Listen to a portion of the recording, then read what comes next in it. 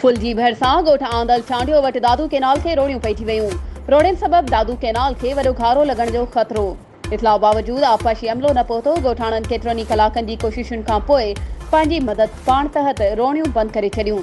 रोड़ियुनि मां निकितल पाणी आंदल चांडियो जे ॻोठ वारे कब्रिस्तान ताईं पहुची वियो। उन मौक़े ते ॻोठाणनि हाजी चांडियो, मिजाज़ चांडियो, मंज़ूर चांडियो, मुशाहिद चांडियो, नूरुद्दीन चांडियो ऐं ॿियनि जो चवणु हुयो त दादू केनाल जा कपर गुज़िरियल बरसाति जे रागनि सबबि कमज़ोर थी विया आहिनि, जंहिंजी मरमत न कई वई आहे, जंहिं जे करे दादू केनाल जे ॿिन्ही कपरनि खे मुख़्तलिफ़ हंधनि ते रोड़ियूं पइजी रहियूं आहिनि।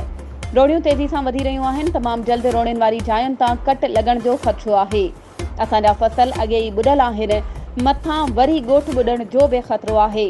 हुननि आला अख़्तियारनि खां मुतालबो कयो त दादू केनाल जे ॿिन्ही कपरनि जी मरमत कराए ॻोठ ऐं फसल ॿुॾण खां बचाया वञनि। रिपोर्टर दीदार अली दस्ती, CN+ फुलजी स्टेशन।